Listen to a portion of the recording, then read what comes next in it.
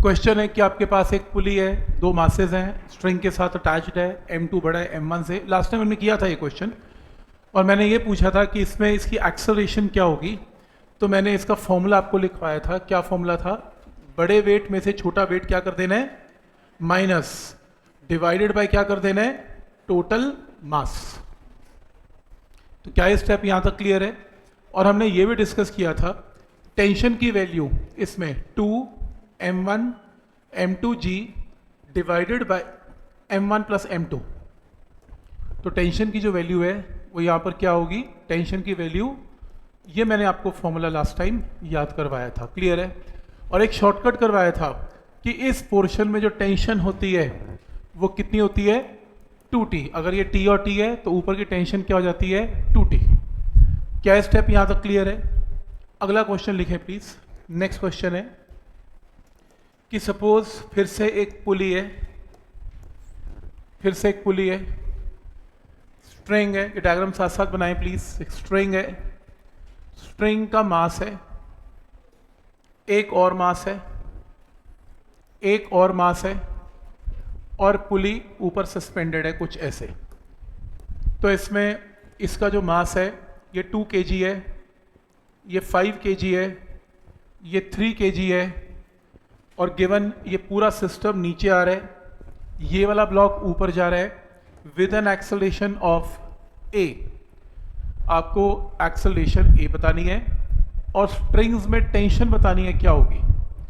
Acceleration a बतानी है और स्ट्रिंग में टेंशन बतानी है क्या होगी, t।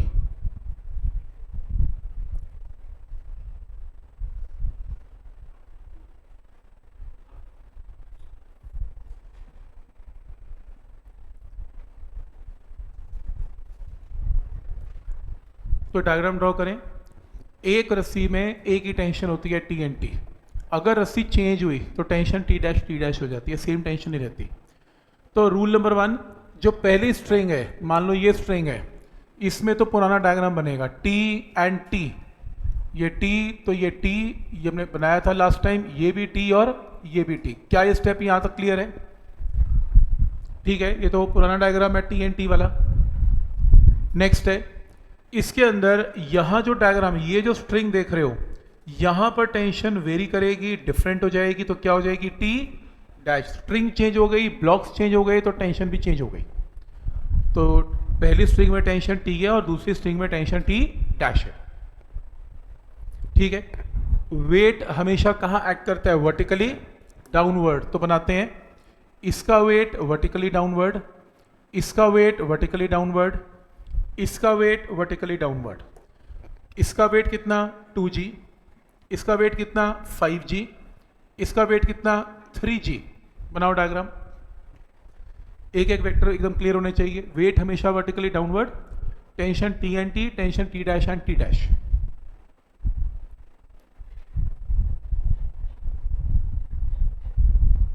ठीक, तो क्या स्टेप सबको क्लियर है? नेक्स्ट, पूरा सिस्टम राइट वाला नीचे जा रहा है, लेफ्ट वाला ऊपर आ रहा है। फ्री बॉडी डायग्राम, इस ब्लॉक के नीचे और ऊपर फोर्स क्या है, ऊपर टी है और नीचे 3g है। कोई डाउट इसमें? ऊपर टी है, नीचे 3g है। नेक्स्ट है, इस ब्लॉक के ऊपर टी है और नीचे कितना है, 5g एंड टी डैश है। देख रहे हो, क्योंकि इसके इमीडिएटली ऊपर टी है, इसके इमीडिएटली नीचे टी डैश और 5g है। ये टी डैश मत लेना क्योंकि ये इसकी फोर्स है। तो इसके इमीडिएटली ऊपर नीचे टी डैश और 2g है। क्या स्टेप यहां तक क्लियर है? तो ये जो ब्लॉक है उसके ऊपर टी डैश है, नीचे 2g है। इस ब्लॉक के ऊपर टी है और नीचे 5g और टी डैश है, और इस ब्लॉक के ऊपर टी और नीचे 3g है। क्या ये डायग्राम क्लियर है सबको? रूल है डायग्राम बनाने का, ऐसी नहीं कोई मनमर्जी चल रही किसी की, कुछ भी बना दो, ऐसा नहीं है। रूल है, जब तक आप सारे वेक्टर्स नहीं बनाएंगे तब तक आपका फ्री बॉडी डायग्राम सही नहीं बनेगा। और अगर वो सही ना बना और आपने सर्कल सही ना बनाया तो क्वेश्चन गलत हो जाएगा, इक्वेशन सही नहीं बैठेगी। अब जैसे इसके अंदर क्या क्वेश्चन है, ये ब्लॉक कहाँ जा रहा है, नीचे। और अगर ये नीचे जा रहा है तो 2g बड़ा है कि टी डैश बड़ा है, 2g बड़ा है, क्योंकि नीचे जा रहा है तो 2g बड़ा है, टी डैश छोटा है। इक्वेशन क्या बनेगी, 2g माइनस टी डैश। बड़ी फोर्स माइनस छोटी force is equal to mass into acceleration. Equation number 1 clear है? सही है। अब मुझे क्वेश्चन नंबर 2 बताओ, 5 kg के लिए क्या बनेगी? ये कहाँ जा रहा है? नीचे। नीचे की फोर्स बड़ी, ऊपर की फोर्स छोटी। बोलो नीचे नेट फोर्स कितनी है? अब 5g plus T dash, 5g plus T dash, क्योंकि दो वेक्टर कहाँ कर रहे हैं? नीचे फोर्स के, तो टोटल फोर्स क्या हो जाएगी? नीचे और नीचे की फोर्स को ऐड कर दो तो क्या बनेगा? 5g plus T dash, 5g plus T dash. और ऊपर की फोर्स कितनी है? t is equal to 5 into A. क्या ये सेकेंड इक्वेशन भी क्लियर है? 5g plus T dash minus T, नीचे की फोर्सेज माइनस ऊपर की forces, is equal to mass into acceleration. सही। और नेक्स्ट इक्वेशन 3g का ब्लॉक कहां जा रहा है? ऊपर। ऊपर की फोर्स बड़ी, नीचे की छोटी। ऊपर की फोर्स क्या है? t, और नीचे की फोर्स क्या है? 3g। और इक्वल टू क्या होगा? 3 इंटू ए। ये है आपकी इक्वेशन नंबर 3। इन तीनों को ऐड करेंगे तो टेंशन तो पक्का कैंसिल होंगी। 2g प्लस 5g 7g में से 3g गया कितना? 4g, और राइट साइड पे कितना? 10a ऐड करके। तो a की वैल्यू कितनी आ गई? a की वैल्यू आ गई 4g डिवाइडेड बाय 10, तो a की वैल्यू आ गई 2g डिवाइडेड बाय 5। इस a की वैल्यू को उठा के इक्वेशन नंबर 1 में पुट कर दो तो t डैश आ जाएगा। और ऐसी अगर आप इक्वेशन नंबर 3 में पुट करोगे तो t की वैल्यू आ जाएगी। करो सॉल्व। तो यहां पर पुट कर दो इक्वेशन, a की वैल्यू तो आई चुकी है, a की वैल्यू को पुट करोगे तो t और t dash can be calculated. क्या आपको ये डायग्राम समझ में आ रहा है और मेथड समझ में आ रहा है कि कौन कौन से वेक्टर्स किस तरीके से लिए जा रहे हैं?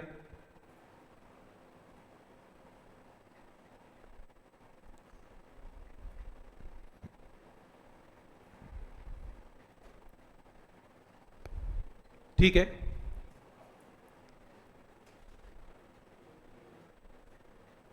तो इसे पुट कर लो। a की जगह यहां इक्वेशन नंबर 3 में पुट करोगे तो क्या आएगा? t minus 3g is equal to 3 into A की जगह कितना? 2g bye 5। तो t की वैल्यू आएगी 3g प्लस 6g बाय 5। तो t की वैल्यू कितनी आएगी? 21g bye 6। यही आया? ठीक है, 5। ठीक है यहाँ तक। तो उसी तरीके से आप टी डैश भी निकाल लेना, आपके पास आंसर आएगा। तो एक्सेलरेशन की यूनिट जो है वो मीटर पर सेकंड स्क्वायर है, टेंशन की यूनिट जो है वो न्यूटन है। आपको डायग्राम क्लियर है, आपको इक्वेशंस क्लियर है, ये आगे मैथ्स है। मैथ्स से आप ए और टी की वैल्यू को कैलकुलेट करेंगे। तो यहां तक सबको समझ में आ रहा है कि क्या कर रहे हैं इसमें?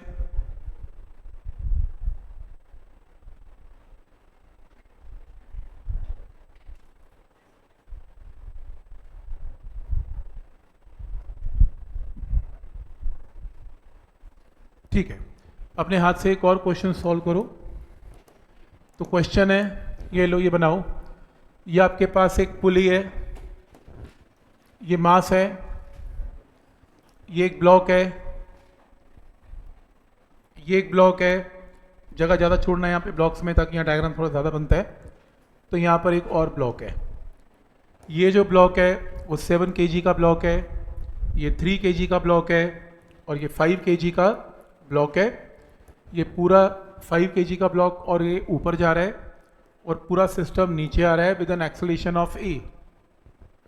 एक्सेलरेशन और टेंशन निकालो, क्या होगी? ये क्वेश्चन है।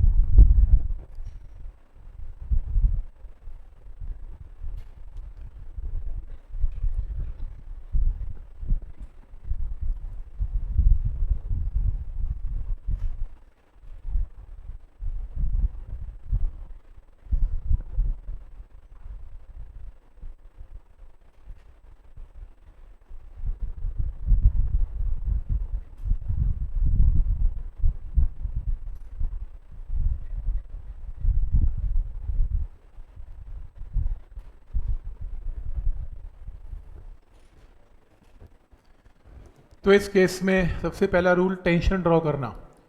पहले यहाँ पे ड्रॉ करो T एंड T, यहाँ पे ड्रॉ करो T एंड T। ये लो, एक T और एक T ऐसे। फिर यहाँ पे ड्रॉ करो T dash and T dash. ये लो, T dash and T dash. ठीक है, तो पहला रूल क्लियर है, T and T, T dash and T dash.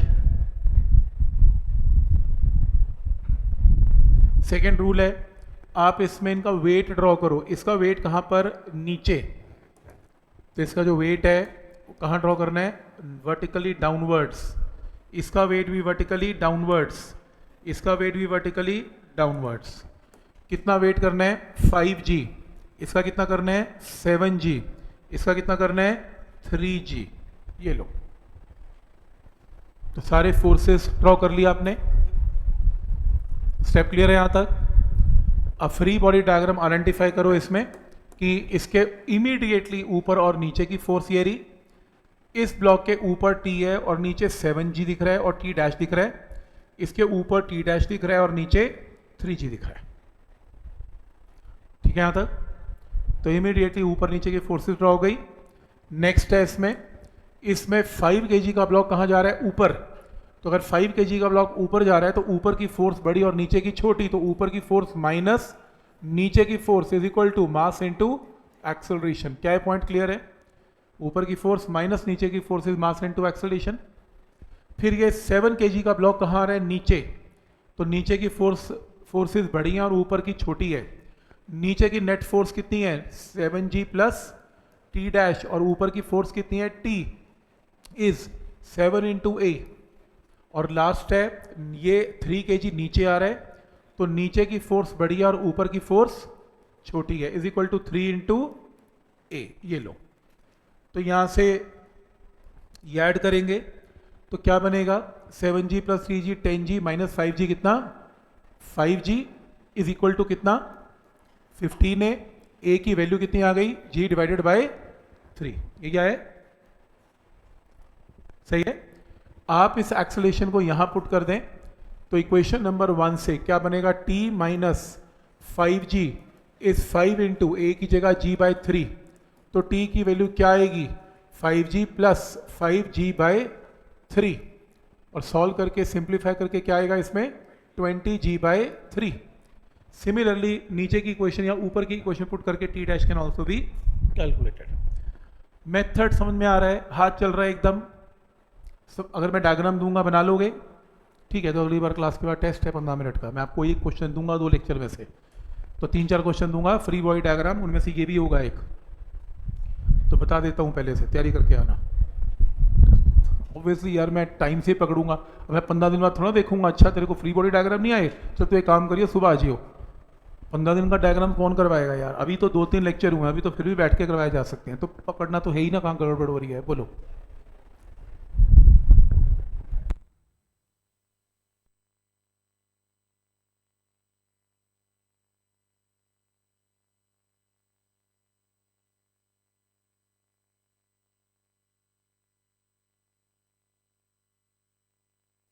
वो ये कहना चाह रहा है इनडायरेक्टली कि पेन को हाथ क्यों लगा रहे हो, सीधा बोल दो एक्सेलरेशन है बड़ी फोर्स, इसका टोटल वेट ले लो 7G, टोटल वेट ले लो 3G, टोटल वेट लेफ्ट की तरफ कितना 10G, में से माइनस कर दो कितना 5G, 10G minus 5G 5G divided by total mass. Total mass में क्या है 7 प्लस 3 प्लस 5, आंसर सही है, ए आ जाएगा। ए तक तो मैं भी कभी पेन को हाथ लगाता ही नहीं, ए तक क्या करूंगा करके, ये पूछेगा नहीं ना, टी पूछेगा, टी पूछेगा, टी डैश पूछेगा।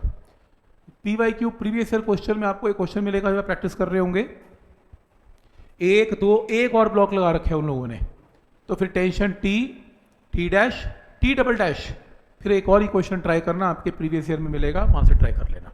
मतलब आपको कॉन्सेप्ट तो क्लियर हो ही गया ना, तो पता ही क्या करना है आपको, तो वहां से आप ट्राई करके देखना है आपको। समझ में आ रहा है यहाँ तक। तो नेक्स्ट क्वेश्चन लिखें प्लीज।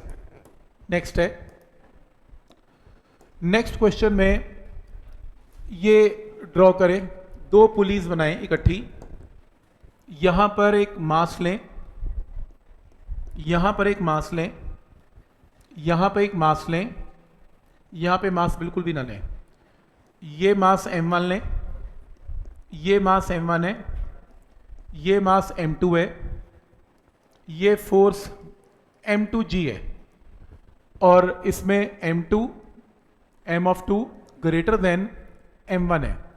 आपको इसमें एक्सेलरेशन बतानी है, आपको इसमें भी एक्सेलरेशन बतानी है।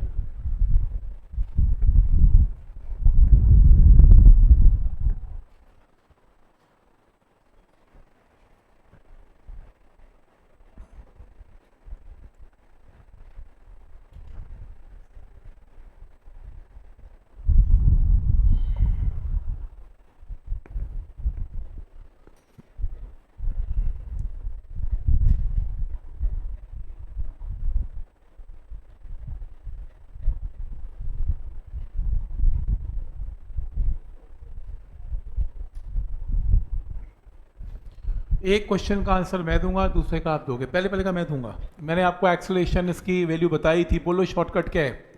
बड़ी फोर्स माइनस छोटी force divided by total mass, यही किया था, सही आंसर है। उसके एक्सेलरेशन बोलो, m2g minus m1g divided by m2 plus m1, same, गलत। उसकी एक्सेलरेशन ये सेम नहीं है।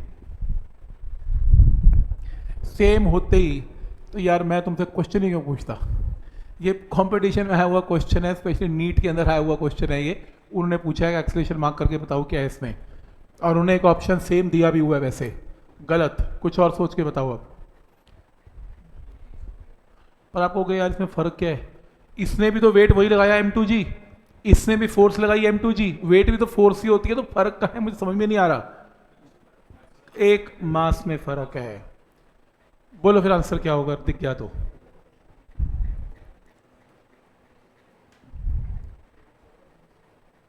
गलती हो जाएगा तो क्या है, बोलो।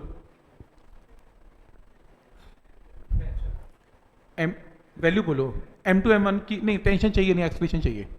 क्वेश्चन एक्सप्लेनेशन निकालो।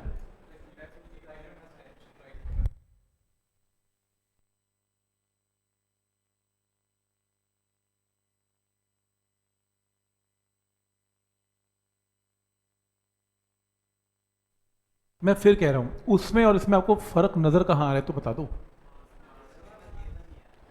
उसमें m2g बड़ा है, अब मास का फर्क है। उसमें कितने मासेस हैं? 2। इसमें कितने हैं? पर कोई कह रहा है एक कैसे है? m2g है तो है, वो फोर्स है। मैंने इस बेंच को खींचा बाय फोर्स ऑफ 10 न्यूटन, हमें आदत है ये सुनने की। मैंने इस बेंच को खींचा बाय फोर्स ऑफ उस ब्लॉक का मास इनटू एक्सेलरेशन 2 मीटर पर सेकेंड स्क्वायर। अब वो ये क्या, सीधे बोल दो 10 न्यूटन।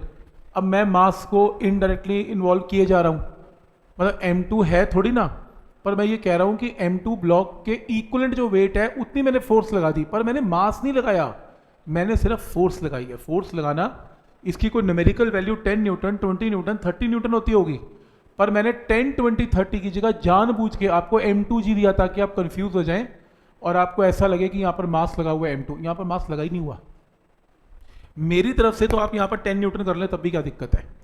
तो आप एक्सेलरेशन क्या बोलेंगे? बड़ी फोर्स, न्यूमिनेटर में क्या आएगा?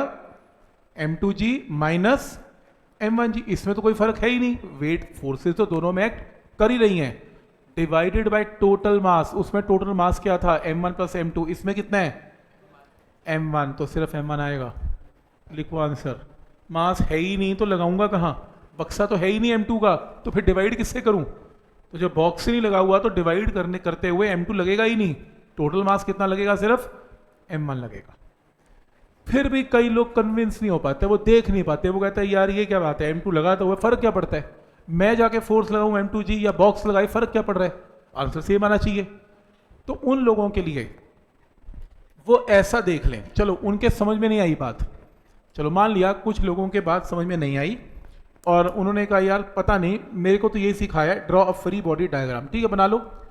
तो वो लोग ऐसा करें, TNT TNT, हम ऐसे ही करते हैं ना, TNT TNT, इसका वेट कितना है? m1g। बोलो ये पूरा सिस्टम अगर इधर जा रहा है और ये इधर जा रहा है विद a, बोलो इसकी फ्री बॉडी डायग्राम से इक्वेशन क्या बनेगी? T minus m1g is equal to m1a। क्या ये फर्स्ट स्टेप क्लियर है? बड़ी फोर्स माइनस छोटी forces, mass into acceleration. Clear है? बोलो इसकी इक्वेशन बोलो। इसका फ्री बॉडी डायग्राम ये रहा, ये बॉडी ये कहाँ आ रहा है? नीचे, नीचे आ रहा है, तो बोलो m2g minus t is equal to, m2 है ही नहीं, हाँ तो क्या लगाऊं? 0। भाई कोई बक्सा दिखेगा मास का तब तो बक्से का मास लूं, रस्सी का मास नहीं है, बक्सा तुम लगाने नहीं दे रहे, पुली का मास नहीं है, तो फिर मैं और मास लूं कहां से? तो यहां पर क्या आएगा? 0। तो t क्या आएगा? m2g। t is equal to m2g। इस इक्वेशन को यहां पुट कर दो तो क्या बनेगा? m2g minus m1g is equal to m1a। Check करो आपका आंसर फिर से सेम आ गया। तो समझ में आ रहा है यहां तक? तो आप अगर कुछ भी नहीं जानते, कम से कम ये तो जानते ही हो, और अगर बॉक्स नहीं लगा हुआ तो मास मत लेना, कोई रस्सी का मास गिवन थोड़ी ना है, होता ही नहीं है, रस्सी का मास ही लेते नहीं है। तो इस केस में ये आंसर सेम आएगा। शॉर्टकट भी बता दिया, एक्चुअल मेथड बता दिया, और शॉर्टकट में से एक और शॉर्टकट, जिन क्वेश्चन में रस्सी को खींचा जाता है और वहाँ पर मास नहीं लगाया जाता, जिस फोर्स से खींचा जाता है वही उसकी टेंशन हो जाती है। क्यों? क्योंकि मास है ही नहीं तो लगाऊं कहाँ से। मतलब ये तो अगर कुछ करूं बड़ी में से छोटी फोर्स, मास इनटू एक्सेलरेशन, तो तब करूं ना जब वहाँ पर मास हो, मास तो है ही नहीं। तो ऐसे क्वेश्चन में जब रस्सी को बिना मास के खींचा जाता है तो जो आप फोर्स लगाते हो वेट, वही उसकी टेंशन हो जाती है। तो समझ में आ रहा है यहाँ तक? जैसे मान लो मैंने यहाँ 10 न्यूटन फोर्स लगाई, तो मेरे को सॉल्व नहीं करना, मेरे को पता ही है टेंशन 10 न्यूटन है। अगर मैंने 15 न्यूटन फोर्स लगाई तो मुझे सॉल्व नहीं करना, टेंशन ऑटोमेटिकली 15 न्यूटन है। इसका मतलब ये है। तो आने वाले टाइम में इस शॉर्टकट को भी यूज़ किया करेंगे, और अगर ये याद ना रहे कोई प्रॉब्लम नहीं है, ये तो पता ही है तुम्हें यार, जब तुम्हें मार्क्स मिलेगा ही नहीं तो तुम लगाओगे क्या, जीरो पुट कर देना, अपने आप आंसर आ जाएगा। तो समझ में आ रहा है यहाँ तक कि कैसे इस क्वेश्चन को करना है? कोई डाउट है इसमें? ठीक है, यहाँ तक क्लियर है? ये समझ में आ रहा है डिफरेंस क्या है दोनों में? वैसे कोई ना करने वाला, ये कौन करेगा यार, ये सबको पता तो लग गया। बड़ी में छोटी फोर्स माइनस करेंगे और टोटल मास से डिवाइड करेंगे। टोटल मास m2 है ही नहीं तो m1 से डिवाइड करेंगे, आपका आंसर आ जाएगा। आना तो ऑब्जेक्टिव है, सब्जेक्टिव थोड़ी ना आना है कुछ भी। पॉइंट समझ में आ रहे हैं यहाँ तक? सब्जेक्टिव क्या आएगा वो असाइनमेंट ही अलग है, वो भी आए नहीं हम वहाँ पे। अभी तो मैं आपको पूरे चैप्टर का फोर्स का कॉन्सेप्ट, देखो मैं ऐसा नहीं करवा रहा कि किताब में एनसीईआरटी में क्या गिवन है, ये चैप्टर यहाँ से स्टार्ट नहीं है, ये मैं अपने एक्सपीरियंस से सिखा रहा हूँ। मतलब जो मैं आप देख रहे होगे, मैं कुछ मतलब बहुत ही कम चीज़ों देख रहा हूँ, मेरे को मालूम है वो सीक्वेंस है। आप PYQ की शक्ल जो प्रीवियस ईयर क्वेश्चंस हैं जरा ऐसी खोल के देखना, आपको ना सारी फिगर दिखने वाली हैं ऐसी सेम टू सेम। तो अपने एक्सपीरियंस से मेरे को पता है कि ये चीज़ें तो बहुत बेसिक हैं, ये तो पूछते हैं। फिर मैं इस चैप्टर को स्टार्ट करूँगा एनसीईआरटी पॉइंट ऑफ व्यू से, आज हो जाएगा वैसे, पर अभी तक मैंने वो स्टार्टिंग नहीं की है, जैसे बुक्स स्टार्ट करती हैं ऐसा नहीं किया। तो मैं अपने एक्सपीरियंस से आपको फोर्स बता रहा हूँ, और एक आध लेक्चर और लगेगा, आपके बहुत सारे न्यूमेरिकल्स बहुत इजीली और बहुत जल्दी सॉल्व होने स्टार्ट हो जाएंगे, क्योंकि एक बार हमने सारी चीज़ों को एक बार देख लिया हुआ है। नेक्स्ट लिखते हैं इंक्लाइंड प्लेन। ये लो, इंक्लाइंड प्लेन हमने किया था, ये लो, इंक्लाइंड प्लेन से स्टार्ट करते हैं।